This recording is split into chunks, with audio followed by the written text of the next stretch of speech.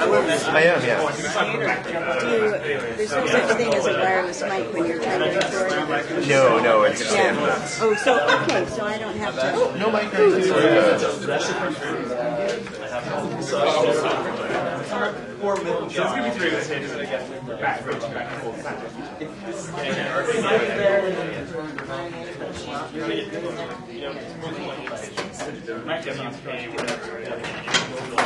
That's our written We're sorry, kind of. I don't need them, I just want to Kind of why I went over that.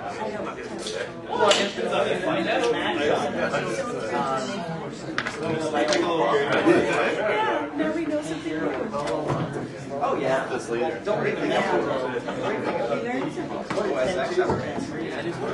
Because they come out like once every 12 or 18 months, drastic change. So do we just begin anywhere? You do.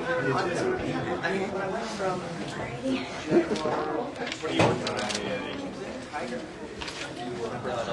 Panther, it dropped support from my hard drive. Well, welcome everyone to Who's Listening. So we're just going to dive right in because we've only got a half an hour and that passes very quickly when we have so many bright people in the room. My name is PJ Wade. I'm known as the Catalyst.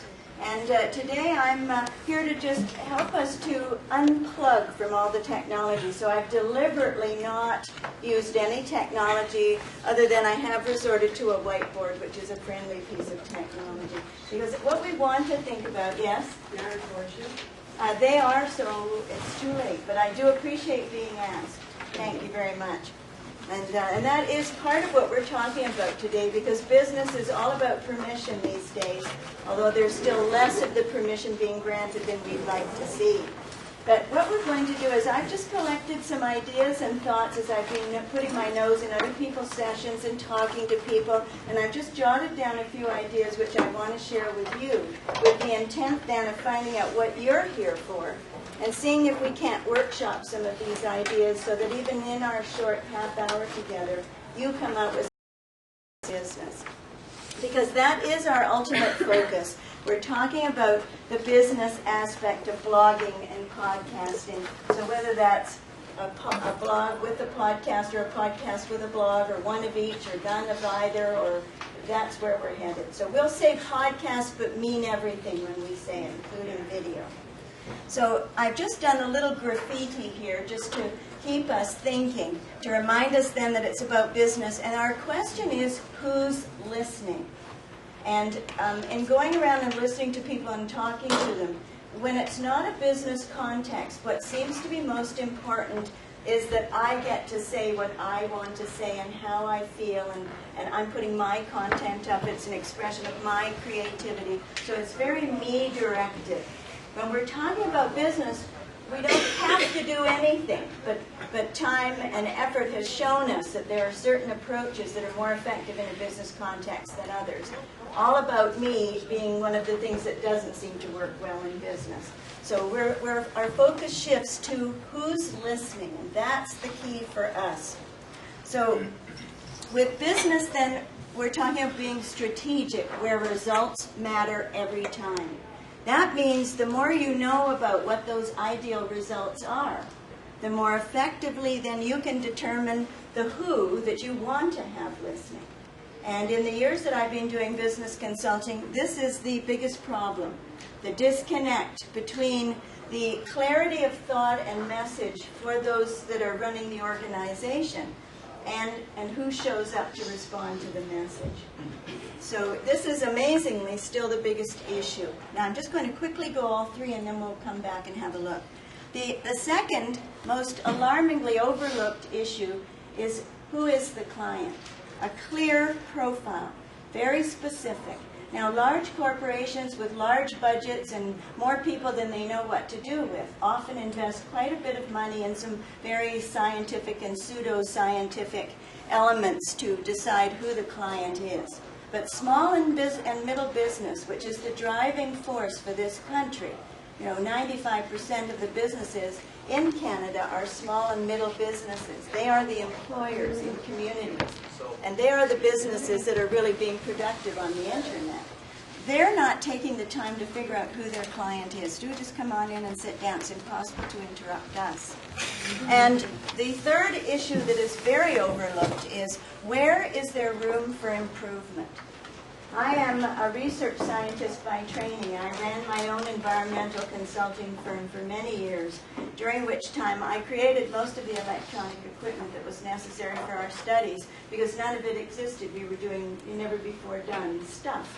And I moved from that into the world of business, and at the same time that the internet started to really move from science, where I knew it, into the world of everyday life for people. So I've been very fortunate. I've been in at the beginning of almost everything, and I continue to hope that's where I'll be for the future.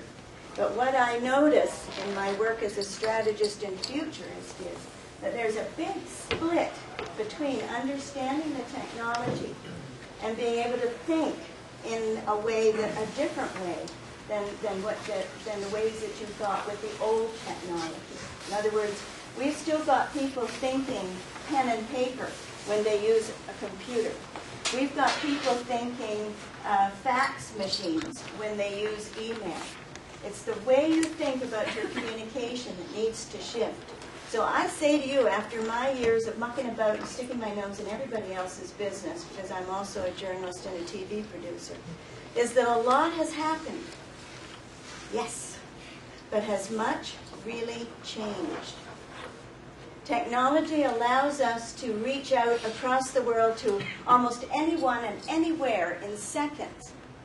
But has our ability to communicate improved as dramatically as the leap from quill pen to handheld computer to iPhone to whatever you want to think about has led us to believe? What do you think?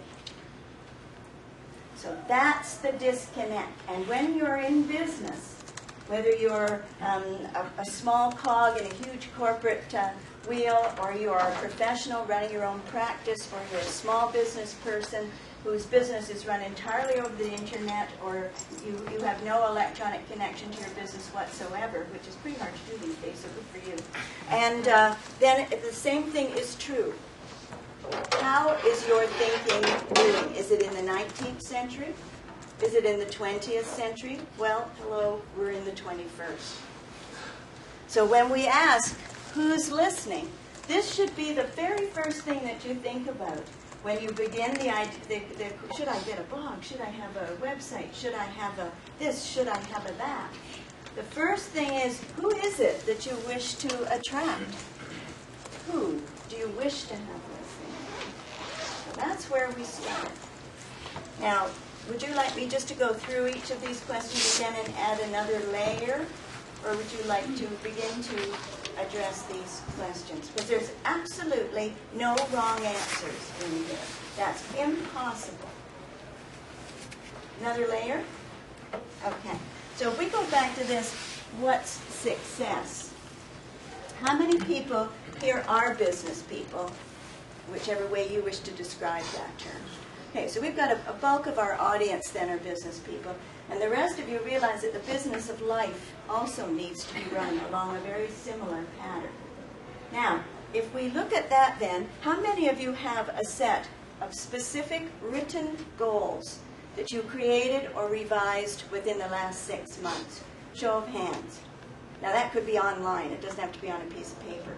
A few of you. And how about those few? If I went to any one of you right now, and I won't, and asked you to see those goals, that piece of paper, how many of you could show it to me right now? Have it on you? Nobody has it. You see? So now this is a tried and true approach to creating success. Is anybody not aware that setting goals, written goals, is effective? Never heard of that before? Anybody? So we know that, don't we? But we don't do it. And this is the beginning of many, many things that we know and we don't do. But so the problem when we're moving into new technology is, I'm an absolute geek. I love technology. So I just get so excited about that, I forget that in fact the same old rules stand true. Yes? Actually, I forgot to have my goal. You've got it. Okay. Good. All right. And that's just in case, yeah. oh, excellent. And if I can help you in any way, I will. And that's one of the reasons why, if you have your goals written, you can always take advantage of every opportunity. The goals say, bring my goal. So I'm not here to talk to you about goals, but I'm just saying, if you're not clear what success is, then it's very difficult to decide whether it should be a blog or a podcast, video or audio. Because it all comes back to success being a specific audience that you want to attract. Now, do you want them to come once, or do you want them to come every Wednesday? Do you want them to come once a year? Do you want them to be there every day, all day long? So what you want to achieve is essential to deciding what it is you're going to do. Who's the client? Now, if you're running a business now, the thought is, I've got a business, now I'm just going to slam it on the internet. So that's why a lot of websites are still actually brochures. And so that's the 19th and 20th century thinking online in the 21st century, isn't it? So now, if what we think about then is who's the client, are we talking about past clients that you'd like to resurrect? Are you talking about current clients and they're buying this from you and you'd like them to buy that from you? Are you talking about prospects that have never heard of you? Or prospects that might know you for this, but they don't know you do that? In other words, really think about slicing up your company, your business, your product, to figure out exactly which aspect of your business you're using as the front door, so that the who's listening is going to come into that door, into your organization, into your product line, into whatever it is you're doing. So again, the more you know your business, the better off you'll be. And the prime aspect of business is, what problem am I solving? Now, quickly in your head, tell yourself what problem you're solving. Okay, now, anybody who couldn't do that, you're not in business. You're just doing stuff. Because if you're not clear, if your goals are vague, if you're uncertain, then everything you project carries that fuzziness, that uncertainty, that, oh, I'll do that. I can do this. I can do it, right? And that's where you spread yourself really thin. That's what kills most small business. But when you know specifically what problem you solve, then you know the who, because you know what problem they want solved. Not only that, but in which way? Using what medium? Do they want it solved online or face-to-face? And on it goes. So who's the client speaks back to what you want to accomplish, but definitely is the key to who's listening. Then if we talk about room for improvement, this is where most of my time is spent. As I say, I'm a futurist, and so I'm continually attempting to help my clients become their own futurist. Because your business exists today, and it may have existed yesterday. But the main aspect of it that you can do something about lies tomorrow. So that's where we want to do our thinking, our shifting, our improving. And so if you think about change, how many people here love change? Okay? And that's why this is, and so one of the problems that we have is that because we're all here, we're all interested in all this technology and we want to be part of it because it's cool, it's great, it's new, nobody else is doing it. That's the biggest attraction for me. The fewer people that are doing it, the more I'm interested in it. I don't really want to do what everybody else is doing. So, but that's not helpful if what we're thinking about is who's listening. Because none of our business design is for us. It's all for the client. So when we look for room for improvement, we think about the blog, the podcast, the website, whatever we're talking about, being an extension of your marketing and strategic planning, your communication to your market segments. And then in turn, what we're doing when we do our marketing is we're looking for ways to improve and strengthen that message.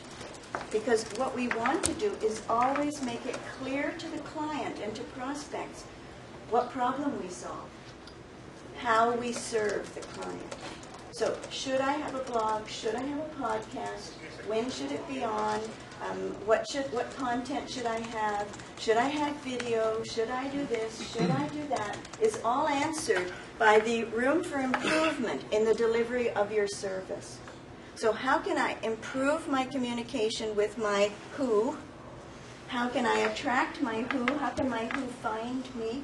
How can our services be better offered because of the blog or the podcast? How can our product development be more effective because of our podcast? And in here, we're making sure that we think in line with what technology enables us. The thing that has struck me most about the podcasting and the blogging is that it's all about me telling everybody what I know. What I'm doing right now, lecturing, which is, you've got to do a little bit of it. But what we have enabled is the opportunity for all of us to be the inputters. So the who is listening. Should be you. You the business owner, you the professional. That should be the who. And perhaps the blog or the podcast or the website should be thought of as a place that your who's, your client base, the prospects, communicate with you. And if you start to think of your blog or your podcast that way, then a lot of the questions of how frequently should I do it? Well, you don't do it to your schedule. You don't do it to the calendar. You do it to your potential client, your client's, target client's life. When would they seek you out? Tax time, if you're in the financial world, and you want to teach them to seek you out in the summer as well, because that's when tax planning should really take. Is it something to do with one of the holidays? Is it a day of the week that they'll seek you out? So you see, you link it again to their patterns. So room for improvement, that's what we want to look at continually. What is this new technology enabling you to do that you're not doing yet because you're still thinking about the pen and paper? Now, I say, any comments? I mean, I'm standing up here and telling you a whole bunch of things like I'm right. Am I? Yes? You are right. I like him. We'll let him talk. Yeah, okay, yeah. Speak up so that the camera can hear us. Did you have a comment? Both talk at once. That's way more interesting. I was thinking that you also have to understand what you want as well. Because you can't provide anything to your client if it's not the same thing that you want.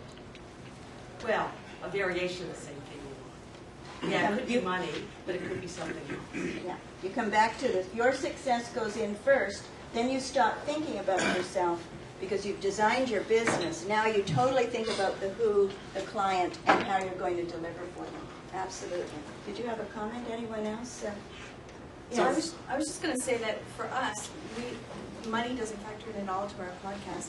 What we want is to build a community, and what we want is for people to participate. So it's so much easier for us to invite people because we have absolutely nothing to gain but the conversation. And yet, you know, our listener to participant ratio is, you know, I mean, it's embarrassingly ridiculous. How do you understand the listener enough to get them to participate even when it's free? It's always going to be 10 to 1, to 100 to 1. It's not. It's for us. It's like 3,000 to 1. It is. Yeah.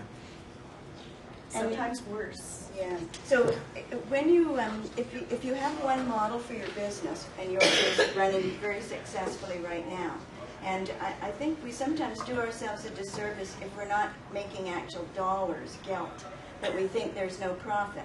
But you are making profit from this business. It's feeding your creativity, your Well, what I energy. mean is there's nothing holding people back from participating because we're not asking anything from them. No, and that might be why. Because if you think of your who, maybe your who wants to feel that their contribution is significant in some way. Maybe they need to feel they're putting something extra pot because they'll hold back until they're asked to. One of the biggest reasons why, probably the greatest reason why business is not done, sales are not made, product is not sold, is what? Nobody asked for the order. The salesperson does their whole da-da-da-da, I got 1,000 things for you. Thank you very much. Bye. And they don't ask. Sign here, press and leave. So that may be you're not asking anything of them. That might be why you're not getting more engaged. So is it a matter of going more towards your audience and engaging the listeners and giving more of a blatant invite, saying, here's say a forum, please participate, or here's this, please, we want your input, sort of thing, and maybe emphasizing that. There is a notion of a call to action, right? It's like, okay, now's the time. Like, do you want me to participate? Maybe not. Maybe I'm supposed to wait till next week. They don't know. If you ask a question that will change your life, you'll get a lot of responses. So, I mean, it sounds like a big statement, but it's as small as, hi, we're looking for the next release of our software. Tell me what you like, hate or love, so we know what to improve or what to abandon. Because that will actually change the product in terms of their use. But if you ask a question that will change your life, people say, like, I care, I can do something now that will impact me. Otherwise, it becomes like just for fun or a luxury, right? Use of time. Canadians are they say polite, but we're just very reticent. We just don't want to take a chance that we shouldn't be speaking right at that moment. So we have to be asked. I think someone had a comment here. Yes. Just me, my podcast, I get quite a bit of feedback, and maybe the trick I do, it's not a trick, it's just... Intensely clever, that's what it is. I'm not that eloquent sometimes, and I don't try to be eloquent. And then I get more comments because people think, like, I'm not that eloquent, so I'll write him back. But he's not eloquent. I don't try to have, like, perfect posts, or I don't try to have, like, perfect, because if you're too good, then people are afraid to, they think, like, man, I have to write an essay to respond. That could be, So yes. I'm not as eloquent, so I give Yeah. other people permission. So you're the who, now, if you're running and again, we're making a distinction between doing something that's an expression of yourself and one where you're generating revenue or some type of gain. It may be a different measure of compensation. But the key then is that if you're attracting the sort of listener that you want, then your approach is successful. If what you're doing is attracting some listeners, but they're not the ones who buy your product, they're not the ones who use your service, they're not the ones who drive your programming, then we could say, back to the success, there needs to be a redefinition of what you're doing. Mm-hmm. Now, one of the things, a lot of us do podcasting as a hobby for fun. Now, there is the business side of it and making some money of it. Now, say you've done your podcast for, quite a few episodes, and you suddenly say, okay, I'm sure a lot of us are in this boat, let's throw some advertising into the podcast. I have a base listenership, but, money is nice. It all costs us a little bit to podcast. Not a fortune, but a little bit. And say we suddenly decide, let's throw some advertising in. Is there a better way about this? I mean, myself, last couple of weeks, I was approached by my provider saying, hey, we'd like to start putting ads into your podcast, and it'll be a 50-50 split. Now, part of me worries that I may alienate possibly my audience in that, well, suddenly there's ads in the show where there wasn't. But then this may be a way of making money out of it, yet still providing other services along with just what I usually do. Is there a balance you have to balance between, okay, let's put ads in to make money, but let's not flood them to our listener, and then they're going to protest. Is it just a matter of picking ads that will apply to number two? Picking ads that will apply to your clients, and because then you're also giving them a service of information anyway along with that. It's a matter of putting ads into a podcast that didn't have ads before, which is still essentially free to download. But then there are now the ads for products in where there wasn't ads before. Well, how many things? That's the basis of the internet nowadays, right? Mm-hmm. You're offering a free service, and you gotta suck something up in return. So it's whether it be Beacon on Facebook or something else, you don't have a choice, right? If you want nothing's for free. Yeah. I think a real trick to advertising on the web, and something that's worked for us, is that if you get a sponsor that has something to give away, then you're giving something new on your podcast. Like, okay, so you used to watch us and get information about Battlestar Galactica, but now you can do that and get free Adobe software. Okay, that's cool. And so people are kind of engaged by the fact that you're giving them something new.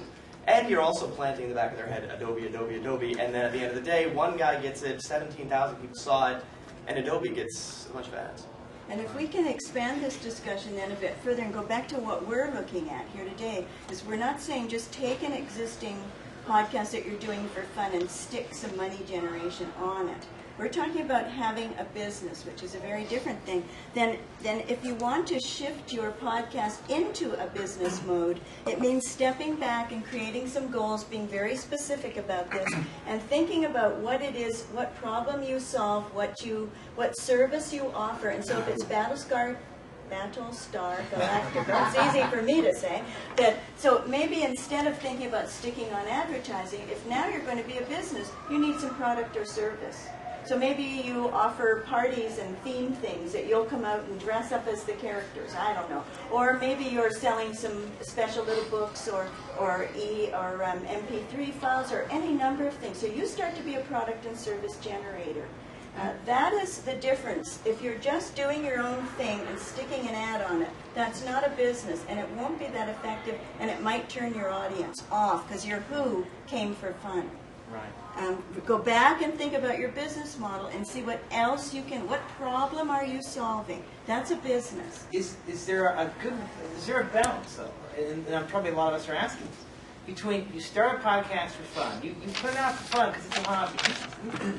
You get a fair amount of decent listenership, and you're saying, well, I need to make some money out of this, at least a little bit. We're not looking for Fortune 500 or nothing crazy like that. You don't have a specific written goal. You Right. don't have a business. So I'm just going to come back to that. That's still All right, casual but- thinking. Okay, so say That's I'm recreation still. spinning towards that. Yeah. So say you have a successful podcast, and you say, okay, I want to put some money back into this because this costs me money, and throw an ad.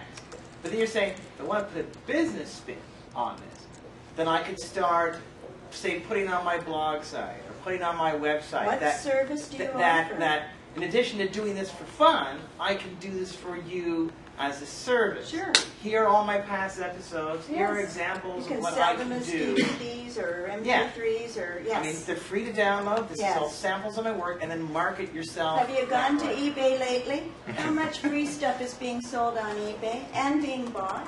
Audacity, you can buy Audacity on eBay. Someone was telling me, is that not true? Okay, so and you're not tricking anybody. You're packaging it for someone. You're putting a little package together, and they may just love it. And you know how hard it is to buy presents for people? Battlestar Galactica. I've got somebody I need to buy something for, just that it's got the right label on it and it's unique product. Okay, so what we're talking about again, because time is our enemy here, is that the business side of it isn't a stick-on to your hobby. It'll take the fun out of your hobby if you do it that way. What you want to do is step back and start again. Okay, I've now got a credibility in that particular area. Who's my who? Who would be interested in buying product, buying a service linked to that? Is it a company? Is it a nonprofit? Is it someone in Canada? Is it someone in Saskatchewan? Is it who? The who. The clearer you get about the who that will match your definition of success, the more easily you're able to answer those questions. The reason why you can't put your finger on the solution is that you're not sure who the who is, and you're not sure what your definition of success is. Right. Just make some money, some money. No, but Specific. Right. I don't want to sound all, okay, this is easy, you get into your little box and put the lid down on it. Because I'm actually a creative business planner. I don't believe in most of the business planning processes that are out there. But what I know is that some of these things are just essential. If you don't know what you want to accomplish, how can you accomplish it? Yes. I just wanted to suggest for a couple of minutes that, a couple of seconds, is that those people that are coming to your podcast regularly, they're interested in what the best products are. So I don't think it should necessarily be a philosophical dilemma. Should I talk about a product? Should I try and advertise that product? Go to your best advertiser. Go to the company that you think would be best for your website. And if you think that their product would be interesting to your listeners, you're probably right, because you know them better than anyone else. Yeah. So I don't think it should be a philosophical discussion. Oh, will they be turned off about the ads? No, if it's a good ad and it relates to your podcast, they're totally interested in it. Then it's a Yeah. service that you're offering. Exactly. And that has to be very clear. I think the word relates was the critical word there. Yeah. It has to relate. Mhm. If it doesn't relate, then it's just like watching TV or listening to the radio. Yeah. Right. Yeah. And so if we're looking at those who have a business already and are thinking about adding blogs or podcasts to it, again, what we're saying is figure out which slice of your business that you want to use, clarify the specific who. It may be that the people who sign up for your service and your programs then go onto your blog and your podcast, and that's exclusively who that audience is. It may be that your podcast is for prospects and your blog is for the signed up client. Again, it's being very clear, and if you start out looking for a very small, specific audience that's related to your what problem am I solving, how can I improve my service approach, then the rest of it will grow. It will grow along a pathway that's most productive for you and that feeds back to your goals. Yes? Can I ask you, what do you mean by slice of your business? Like, can you, what does that mean, sort of? Well, if you perhaps have 10 products that you sell and 3 service lines that you, for instance, myself, I'm a writer, I do television production, I'm a speaker, and I've got all my pieces. So that, but my blog speaks to my speaking. The podcast will eventually, we're just doing a series of books, so the podcast will speak to the books. So it'll be only, I'm not trying to promote my entire business in the blog nor in the podcast, but merely to drive a particular thing, because I know those who's really well. So I want to focus on those who's, the who's for each book, the who's for the speaking engagement. So slice it, you see. It has to be continuous with your whole business model. But if you just try to sell your entire business in a blog, you'll just be confusing. And promote your entire business line in a podcast, it'll be a big commercial. But if you take one slice of your business, the one that is the best main door for someone coming to you, and then think about what they want, how could they contribute to your podcast? You've got a we. You see, and that is a powerful beginning. And not the we with the big snaz, the we that matters, the us. So I'll just say this to you. If we could just do a physical experiment on what we're talking about today. If I could ask you just to fold your arms like this, a huge physical effort after a late night last night. But this is what we know. This is the way we think. This is our comfort zone. Did anybody have trouble doing this? Could you find where the arms went? Was it difficult? Did I overtax you? Was anyone still trying to? Actually, right now, yes, for me. Why? Because it's uncomfortable. Well, like, actually, I love what you say. Like, in this case, it's like You like to talk with your hands, you can't do that. So we'll release you. So unfold your arms. Now fold them the other way. Okay, now I won't ask you to stay like that, but how's that? Is that as comfortable? Yeah, I release you from bondage now. What was that experience like? It's horrible. It's horrible. You know why? Because at this time of day, I'm asking you to think. You have to think, okay, now which arm goes where and what happens? So that's what we're talking about here. New technology has come. We're all like this because we've got it all figured out already. New technology, new opportunities, new ways to use things, new audiences coming to here, so it's brand new to them. And we have to cross our arms the other way, and it takes thought.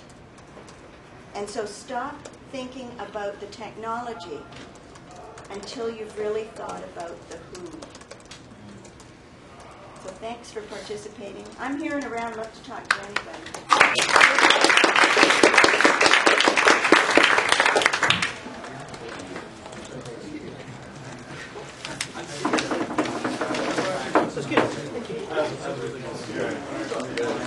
But most people who, yeah, technology don't understand.